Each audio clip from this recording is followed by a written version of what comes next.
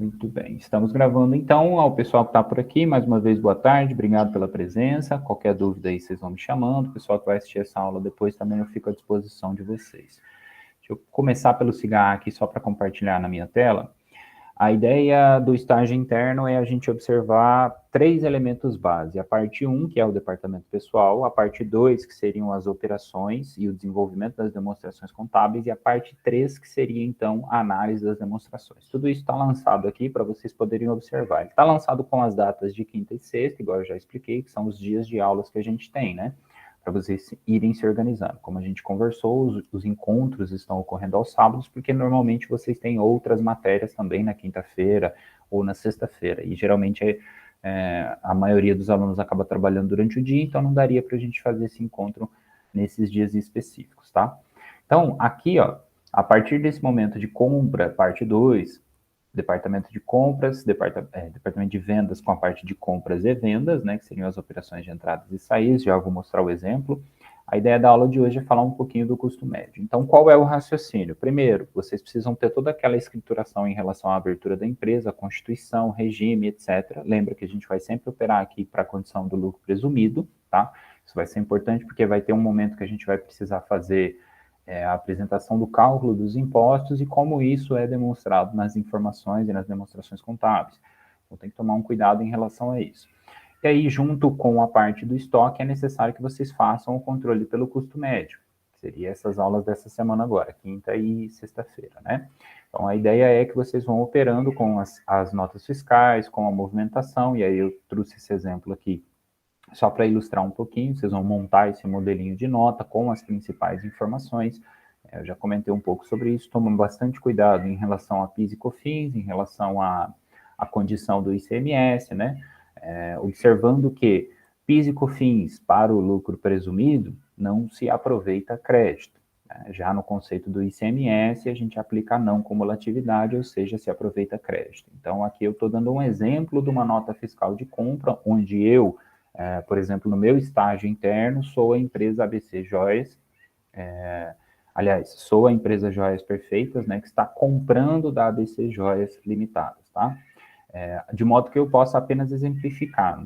Aqui é um mero exemplo e para vocês poderem ter uma dimensão. Então, o que a gente espera que vocês dominem no estágio, utilizando um sistema contábil para poder fazer as operações? Movimentação de compra se refere a todos os produtos que dão entrada no estoque. Então, na nota de entrada ou no controle dessa entrada, a gente precisa identificar um código de produto, seja esse código do fornecedor ou um código padronizado para o que vai ser usado no seu estoque, não tem problema manter o mesmo, né? Brincos, aqui eu uso como exemplo, pulseira, gargantilha, anel e etc., utilizando o NCM respectivo da categoria, tá? Então tem que observar isso aí, porque o documento fiscal tem isso como base, né? Como vocês sabem, a tributação se dá pelo produto. E aí tem que observar essas regrinhas. Então, eu vou fazer sobre, sei lá, compra de chinelos, né? Só para dar um exemplo. Tem que ir lá identificar o NCM e qual que é o tratamento tributário, especialmente para o caso do ICMS, né?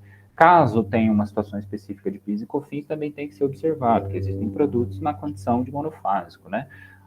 Não é muito comum que os alunos usem esse tipo de produto, a não ser que por experiência ou intenção de estudo, mas eu recomendo para vocês pegarem um produto que não tenha essa condição, né? Especialmente para PIS e COFINS, para não confundir muito, para não ter nenhuma dificuldade. Caso seja, a gente vai se basear pelo NCM da operação que você utilizou ali, do produto que você utilizou nas suas operações, tanto para entrada quanto para saída, né? Para avaliar, por exemplo, se você calculou se o valor que foi lançado lá do seu ICMS, do seu PIS, do seu COFINS, foram de fato calculados corretamente. Porque se você erra no cálculo, na configuração e parametrização para o cálculo, automaticamente a sua demonstração contábil, o diário, razão, etc., né, o balancete e até a demonstração contábil, vão estar errados também, ok?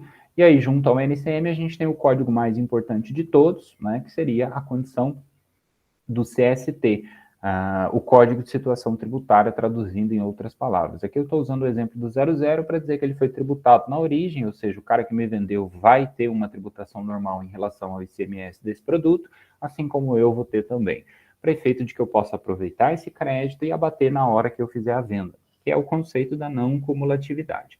O CFOP aqui estou dando um exemplo de CFAP de venda dentro do Estado, né, que é outro código relevante, então esses dois vão definir a natureza da operação e o tratamento tributário do produto, tanto para a compra quanto para a venda. Né? Então é importante que vocês tomem bastante cuidado. E aí é citado aqui, para efeito de controle de estoque, que a gente coloca, né, olha, precisa ter pelo menos 3 itens. Tá? Então, para cada item de estoque, 3 itens diferentes, a gente quer dizer. Né? Então, usando esse exemplo aqui que eu estou ilustrando para vocês, eu tenho 4 itens diferentes. Não necessariamente na quantidade, tá? Então, apenas para vocês observarem. A condição do item aqui é para dizer que sejam produtos que, de fato, né, sejam diferentes. Beleza? A quantidade aí vocês vão determinar conforme o volume da operação. Aqui eu uso um exemplo de 100, né, para arredondar mais fácil. Valor unitário e valor total, multiplicação de um pelo outro. Base de cálculo do ICMS, né, observando aí no caso que aqui eu estou exemplificando qual é o tratamento tributário que o meu fornecedor teve, né, porque a nota fiscal quem fez foi ele, e depois eu vou ter que cuidar isso também na minha nota fiscal de saída. O valor do, o valor do ICMS vai ser calculado efetivamente com base na minha regra de tributação e com base na regra de tributação do meu fornecedor. O que eu quero dizer com isso? Professor, eu estou simulando que eu compro de um cara lá do estado de São Paulo que é optante pelo Simples Nacional. Né? Então, o Simples Nacional não vai ter o destaque do ICMS, que é essa parte aqui de cima. Né? O destaque que a gente fala é o imposto apurado de um regime normal, base de cálculo e valor. O que vai influenciar isso na minha vida? Você que está fazendo na condição de lucro presumido tem que tomar cuidado, porque se a alíquota do Simples Nacional não é a mesma que a gente usaria aqui, ou usaria numa operação interestadual nesse exemplo, ele tem que vir com a observação em relação ao crédito passível de aproveitamento. Lembra que o Simples, ele não aproveita, né? Ele não pode aproveitar quando ele compra, mas ele gera crédito para quem ele vende.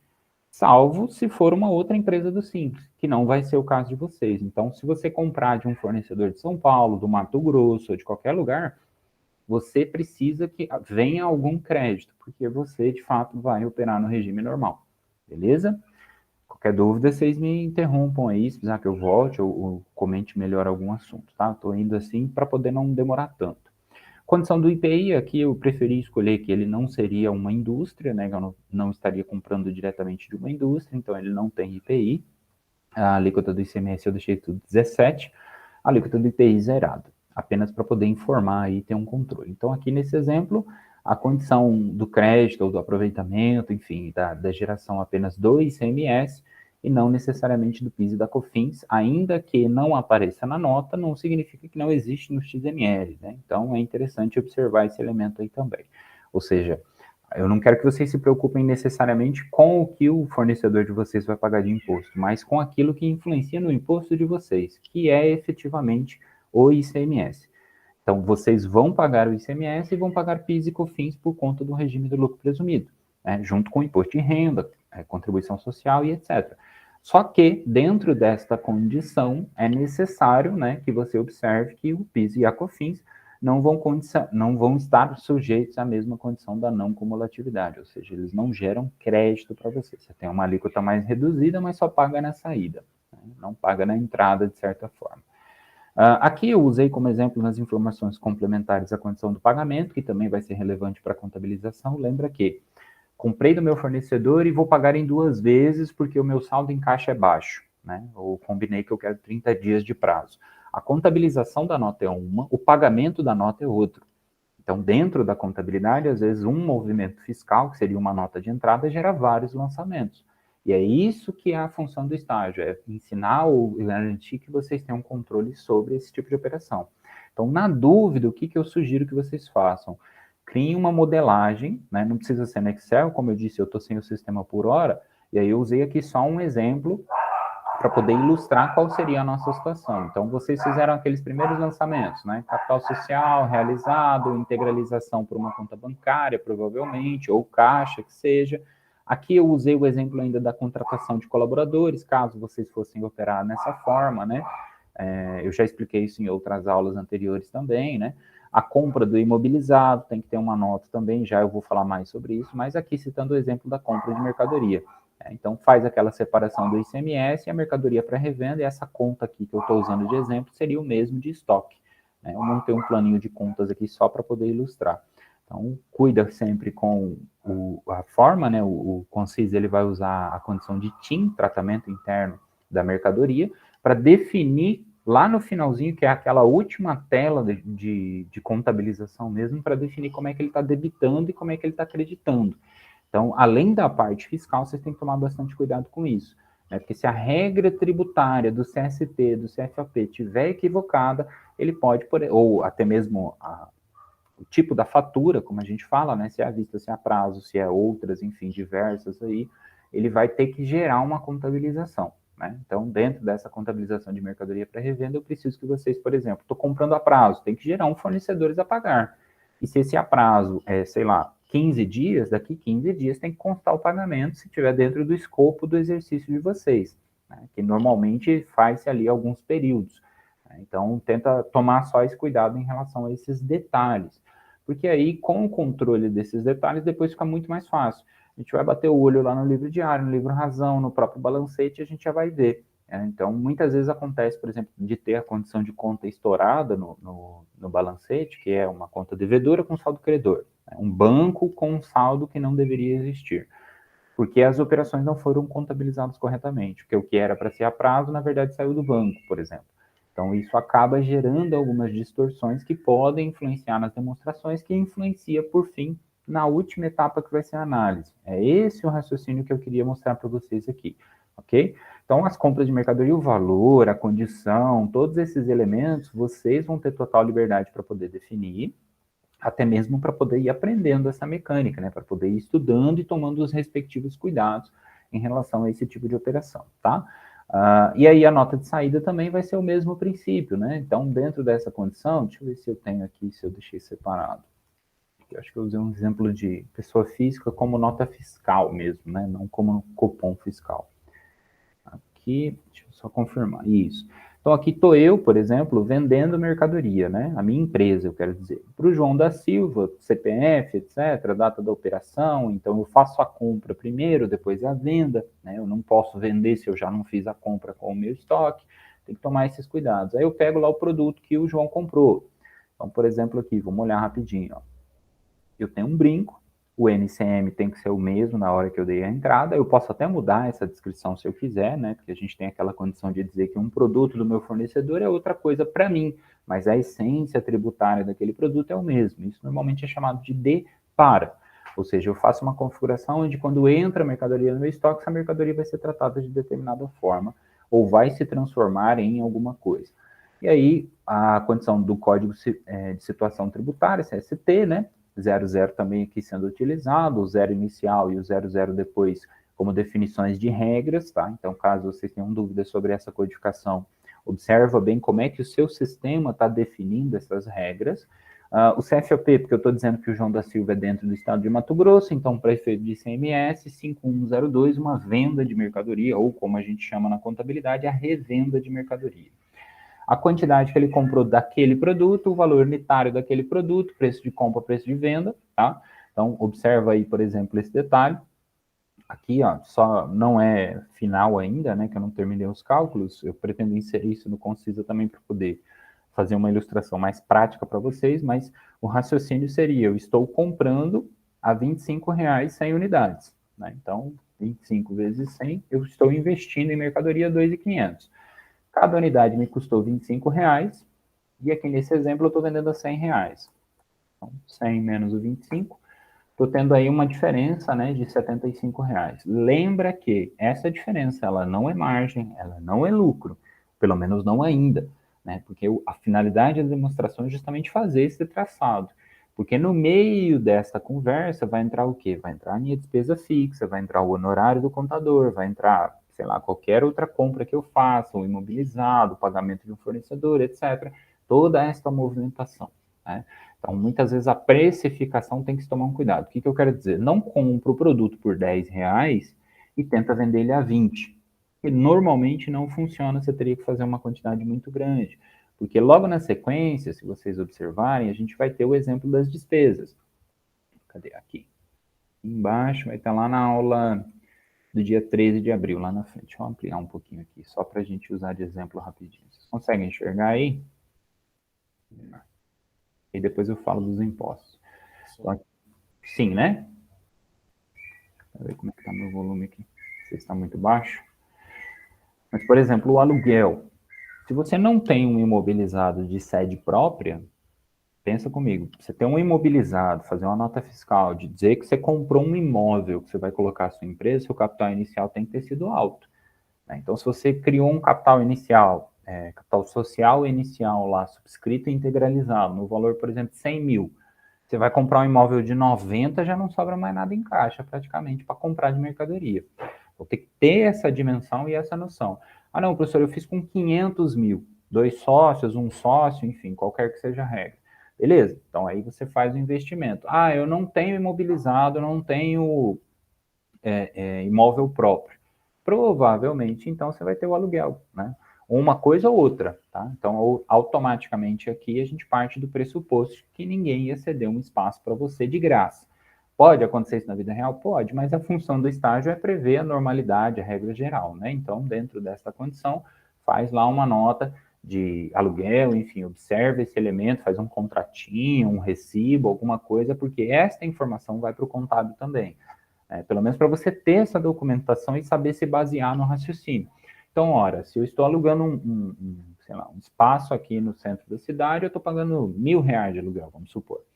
Essa despesa vai ser lançada mês a mês. Então, se você vendeu R$ 700, por exemplo, somando todas as suas notas naquele mês, como é que você vai pagar o aluguel? Aí você vai querer vender a prazo para ter um clientes a receber, para gerar ali uma robustez, né, um volume maior no seu ativo circulante. Então, já não fecha a conta. Não sei se eu estou sendo claro no meu raciocínio. Se dá para vocês entenderem o que eu quero dizer. Ou não, não está muito claro. Tá tranquilo? Deu para entender a dinâmica, a ideia? Entendi, sim. Perfeito. Então, na hora de processar, nem que você tenha que, de fato, trabalhar com uma margem maior, tá? Não é que não pode dar prejuízo, é que fazer análise das demonstrações contábeis com prejuízo é um pouquinho mais difícil.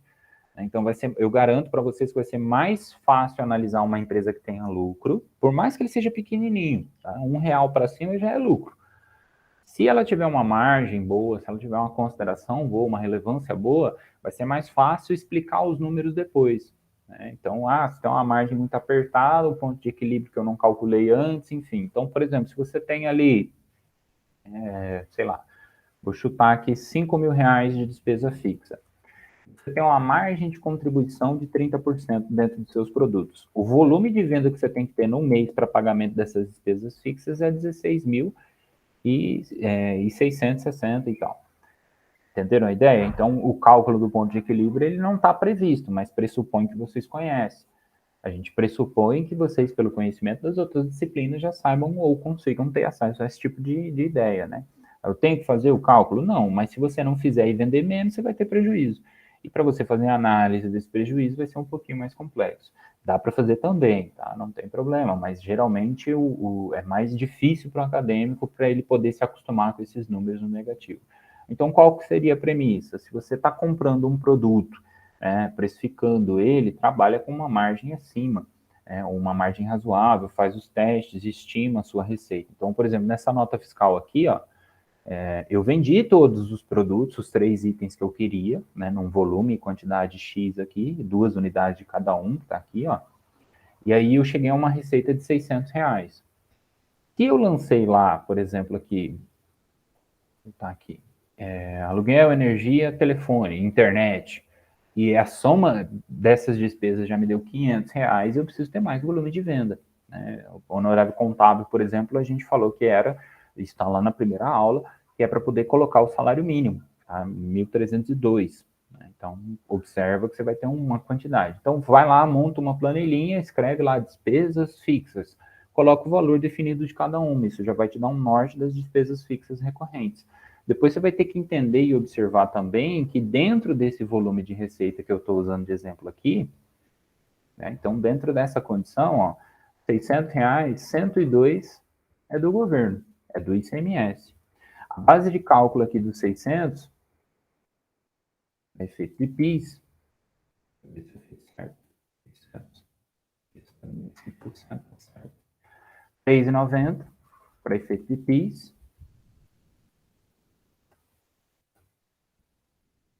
R$ 18 para efeito de COFINS, né? 0,65% de um e 3% de outro. Então, dentro desse raciocínio, aqui menos 4, menos 18. Eu já tenho ali uma receita líquida de 476. Esses 476 indica uma base bruta e uma margem bruta de 79%. Isso que eu não considerei, por exemplo, imposto de renda, né? Se eu quisesse colocar aí imposto de renda e contribuição social média, estaríamos falando de mais R$ 13 ainda. Então, 13 mais 18 mais 4, estou falando de R$ 35 dentro desse volume de venda. E é claro que esses números, eles são utilizando esse exemplo. Então, eu quero dizer o quê? Se você vendeu R$ 100, considera que você já vai ter essa despesa também dos impostos. Então, 17% do ICMS, é claro que ele vai se compensar pelo volume de compra que você teve, né? Então, quanto maior o volume de compra, dependendo do volume de caixa ou das suas obrigações, você vai ter a condição de aproveitar um crédito maior, isso vai reduzir a alíquota, mas, de modo geral, as demais você não consegue muito fugir.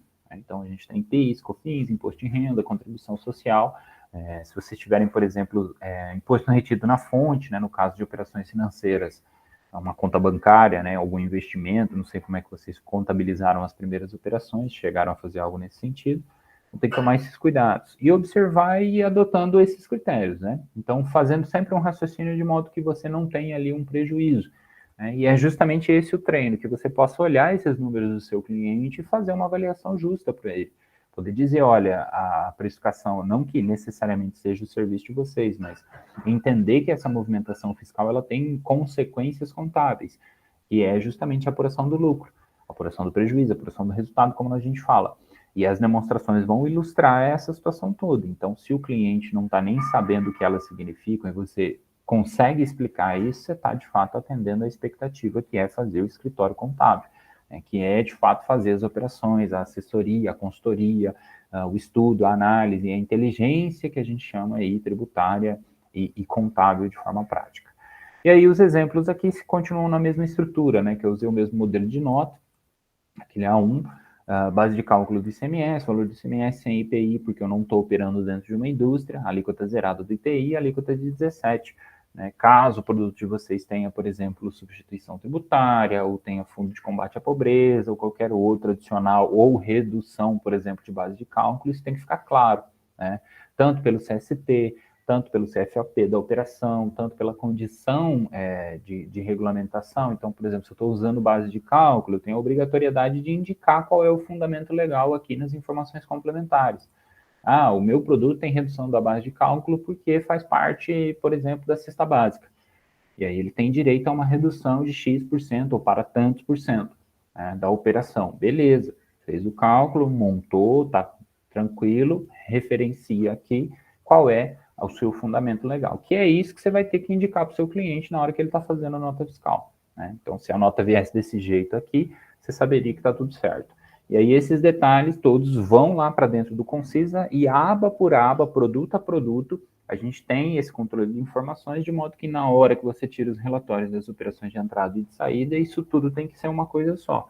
Né? Tem que ser o volume de vendas que vai bater com a receita lá da contabilidade, que vai bater com a baixa do seu estoque, da contabilidade também, etc, etc, etc. Todos os elementos fiscais influenciam a parte contábil, inclusive a do imobilizado.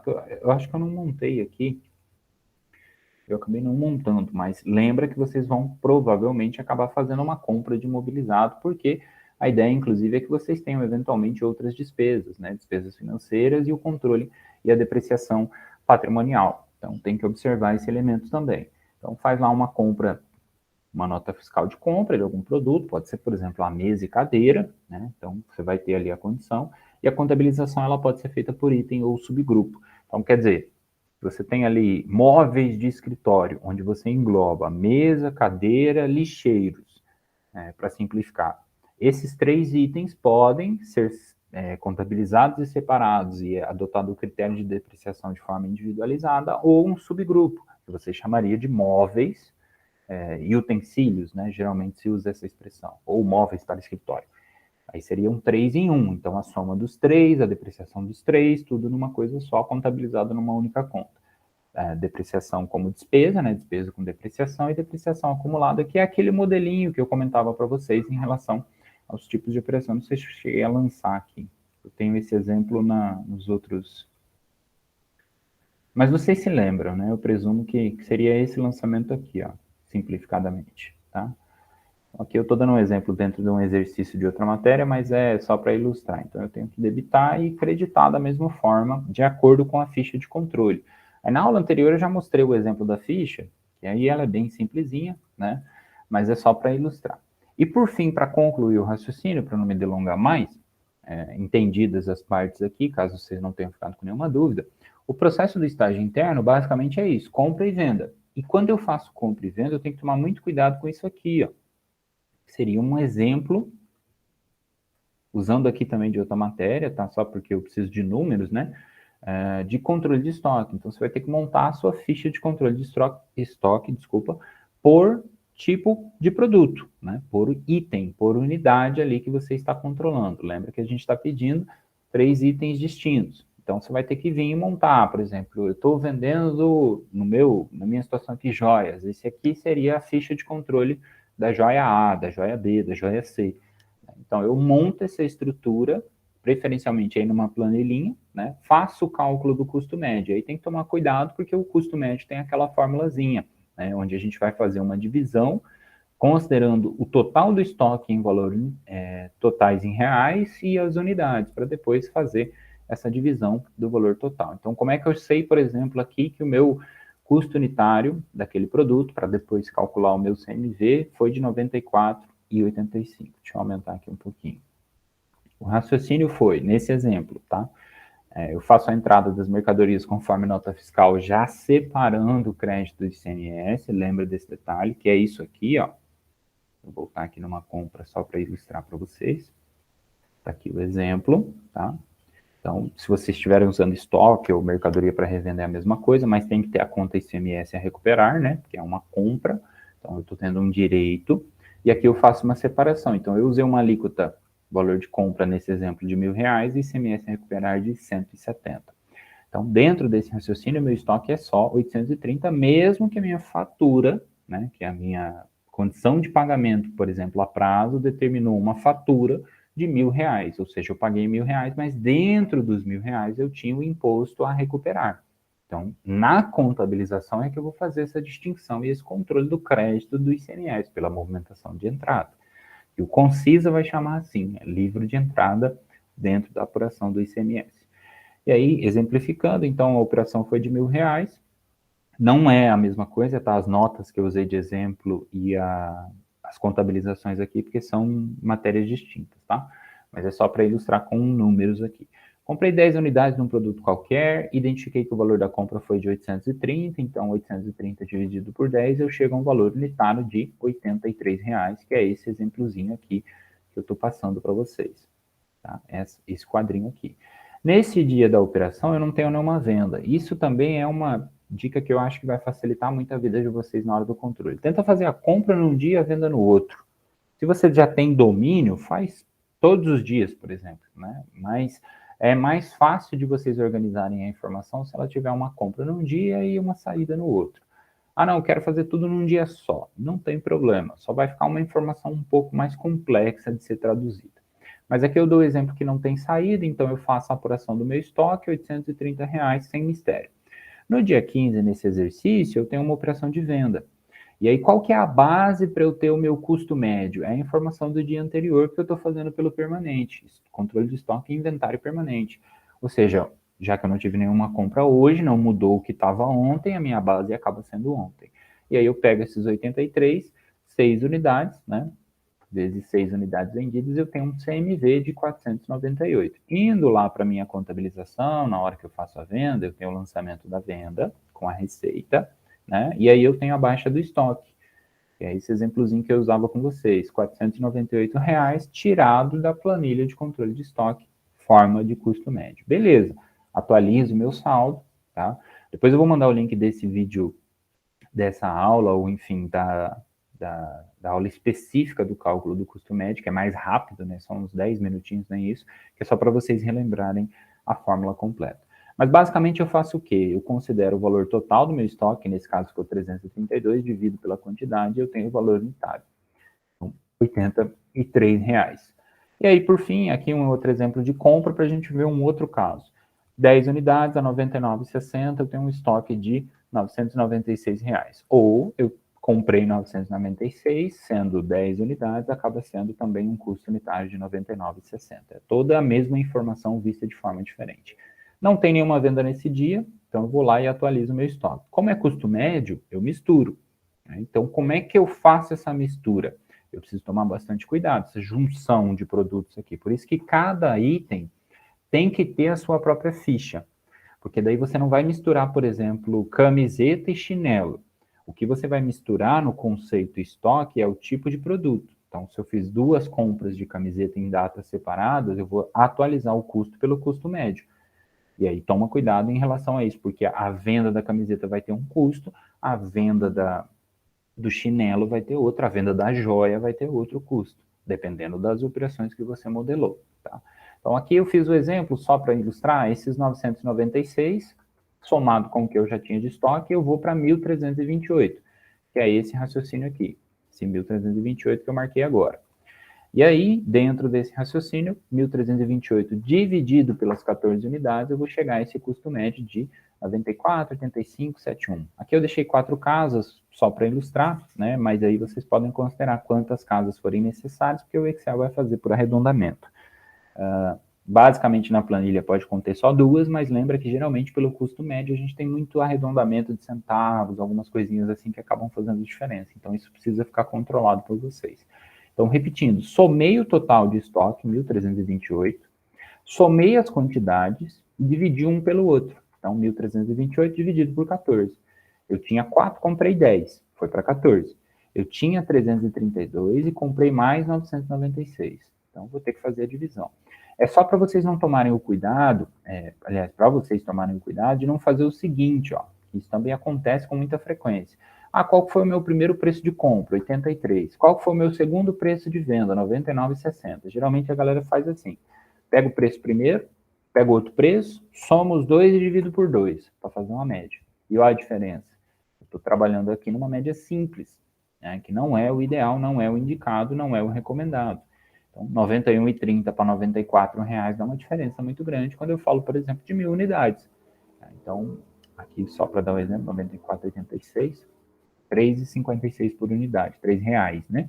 Dando diferença nessa sistemática. Então, não é só somar os custos. Eu não posso pegar o 83, pegar o 99,60, que foi o outro custo, que não está aparecendo aqui, mas está aqui, ó. É esse campinho aqui. Somar os dois e fazer uma divisão por 2, como se eu estivesse fazendo, por exemplo, divisão de nota de média, né, de aluno. Então, 91,30 aqui não estaria correto.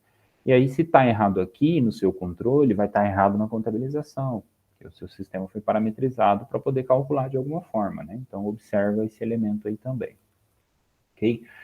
E aí, o exemplo aqui, né? Esse custo médio é puxado para cá, para os 94 aqui embaixo, eu estou com as setinhas só para ilustrar para vocês. Eu faço uma venda de 8 unidades, sendo que eu descobri que cada unidade, em média, pelo custo médio, está custando 94, 85, 71, tarará.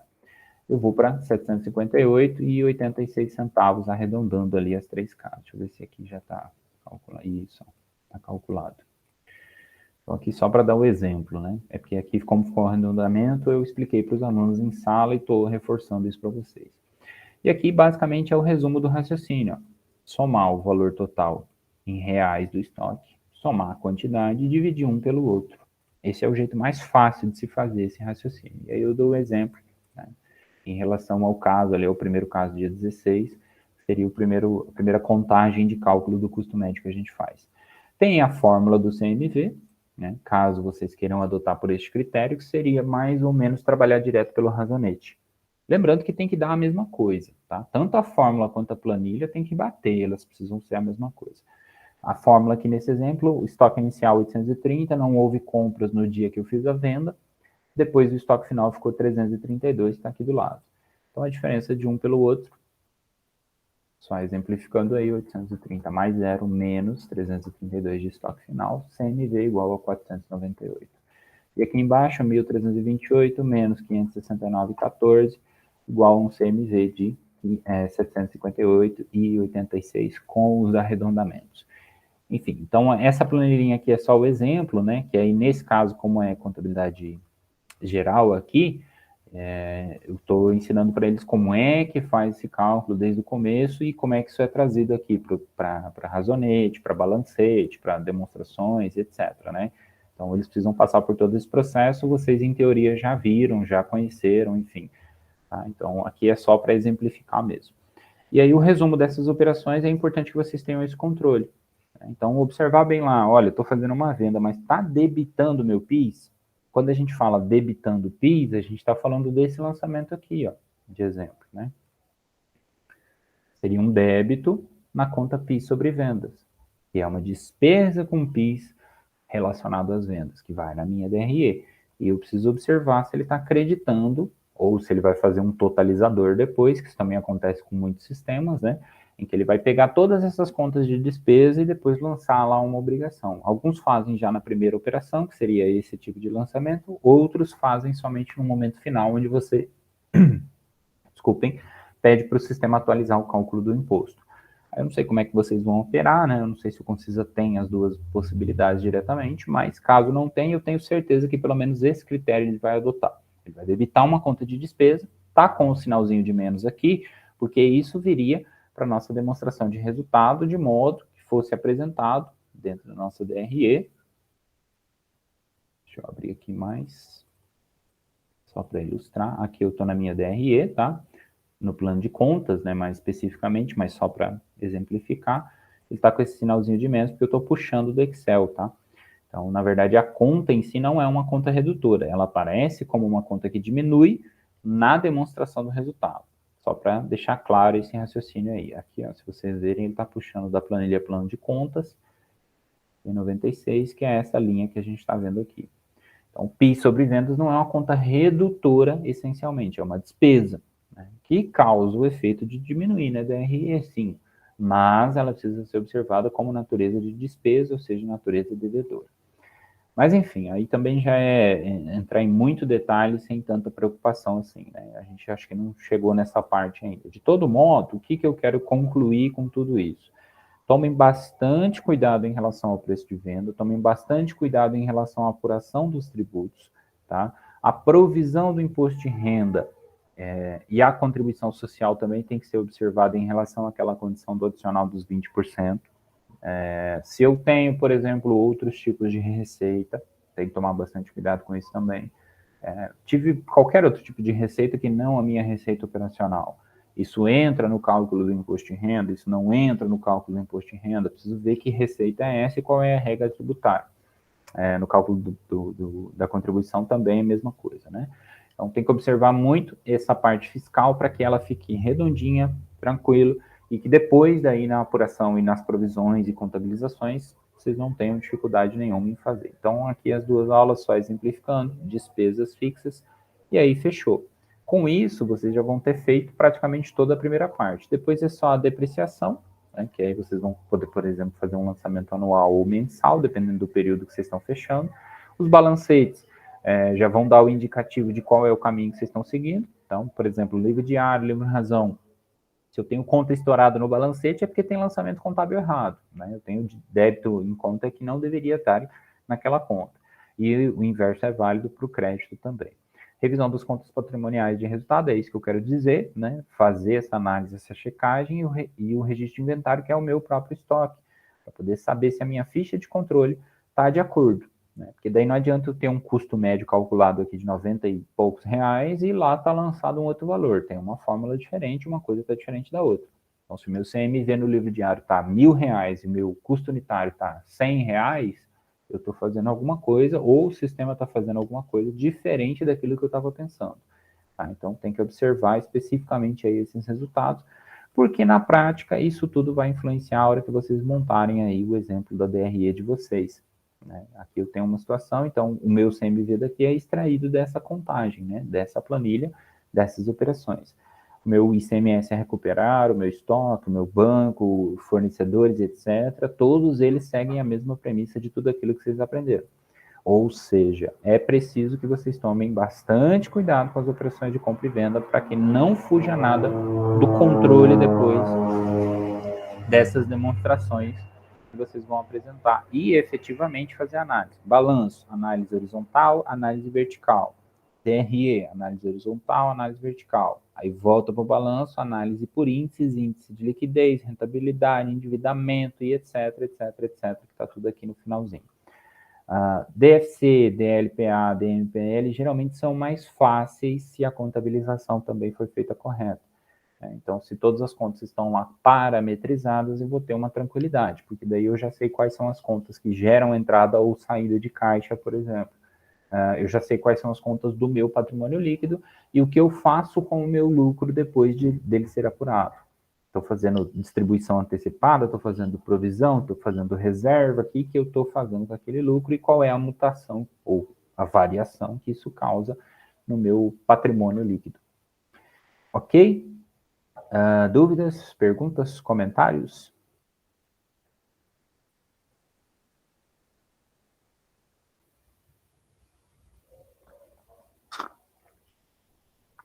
Estão tranquilos? Vamos molhar a garganta aqui.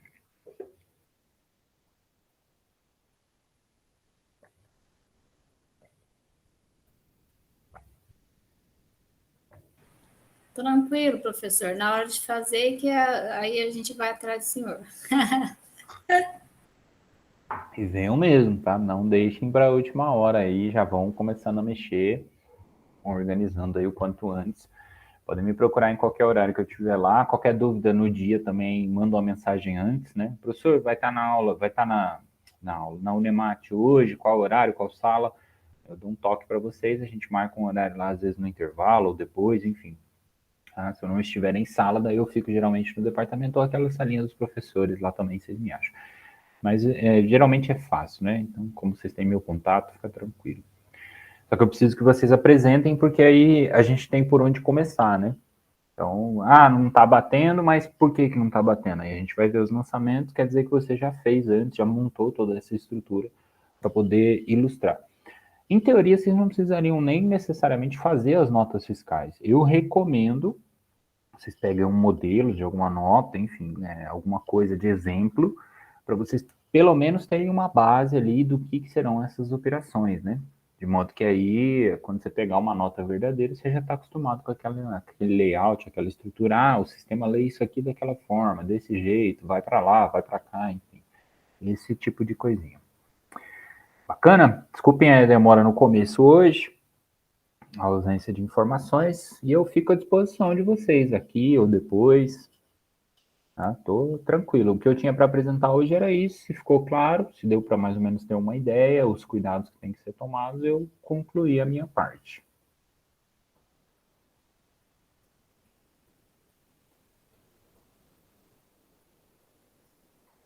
Tá certo, então, professor. Por enquanto, eu vou mexer no trabalho do DP, aí depois eu começo a mexer com isso, tá? Beleza. Obrigado por ter vindo hoje, Rose. Eu também, professor, eu vou terminar o relatório lá. Aí eu vou tentar terminar esse final de semana e procurar o senhor lá na Unemate para mostrar para o senhor, para ver se precisar fazer alguns reajustes. E também já começar a questão do Concisa lá, A primeira recadastrar parte, de novo, né? Porque como vou ter que zerou o meu sistema, né? Então vou ter que recadastrar para mim já começar a fazer isso aí. Essa questão, professor, do custo médio que o senhor estava mostrando ainda para ele, é porque chegou um pessoal que eu tive que sair ali para atender eles um pouco, aí eu perdi um pouco do começo da aula, da explicação. Uhum. A gente vai ter que fazer isso no Excel também, ou o próprio sistema do Concisa já faz isso? Cara, eu acredito que dependendo da configuração que você fizer, ele vai ter um critério de adoção de método. Aí você vai ter que. É bom fazer no Excel, porque aí você vai conseguir pelo menos saber se aquele valor que ele está calculando está próximo do que você calcularia. Eu recomendo por causa disso, entendeu? Eu já vi sistemas, não necessariamente concisos, mas eu já vi sistemas operarem pelo PEPS. E aí o valor da diferença. Já vi sistemas operarem pelo EPS também. Por causa principalmente do controle da origem da informação, né? O sistema de controle de estoque mesmo, eu quero dizer. E aí, às vezes, estava configurado lá, o cara emitia a documentação lá, e para ele saía um cálculo de CMV diferente do que a gente fazia na contabilidade. Aí tem que ir lá e rastrear por quê ou de que forma, né? E é difícil você fazer depois que você tem muita movimentação. Então, já faz na primeira, tipo, testa com, sei lá, uma unidade só, entende? 2, 10 unidades para arredondar, para você ver se realmente ele já está batendo aquela informação. Ah, entendi. Esses modelos que o senhor mostrou aí, o senhor vai fornecer para a gente algum modelo assim ou não? Posso passar se vocês quiserem, mas é qualquer forma de nota fiscal, porque esse aqui, inclusive, eu peguei na internet. Sim. Tá? É assim, e os dados também é mais para questão de controle e preenchimento, se vocês quiserem fazer. Tipo, se não quiser montar a nota fiscal, eventualmente não tem problema, só que você tem que ter essa informação de alguma forma que você vai fazer o lançamento dela, né? Como Sim. vocês não vão emitir nota e transmitir, por exemplo, a gente vai ter que necessariamente fazer a inserção dos dados manuais. Aí você vai passando tela por tela ou consciência de pergunta. Por exemplo, qual que é o NCM do produto? Qual que é... Aí o produto tem que estar previamente cadastrado. Qual que é o CST? Qual que é o CFOP da operação? Desse produto, do outro produto, enfim. Então, eu gosto de fazer pelo raciocínio da nota, porque simula mesmo como é que seria o escritório, porque o escritório nada mais é do que esse movimento na parte fiscal. Pegar a nota, fazer o lançamento da nota, a apuração do imposto da nota, e depois mandar isso para o cliente, né? Para o cliente. Aham. Entendi, professor.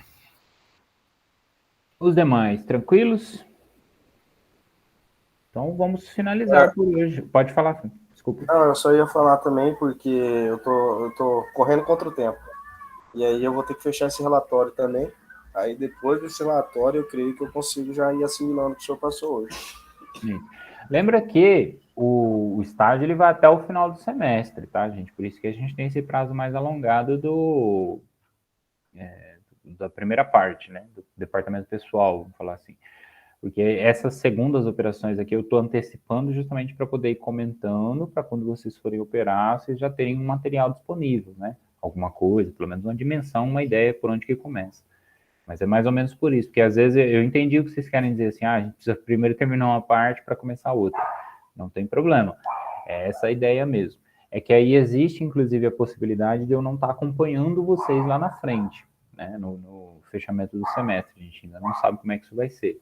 Mas, de modo geral, as regras todas estão lá já para vocês poderem ir se organizando e fazendo, que é o que a gente combinou, eu e a professora Sônia, tá? Que são os critérios que ela vai acabar seguindo depois para fazer a revisão com vocês.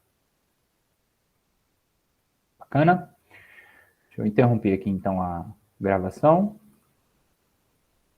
Ninguém mais, né? Ok.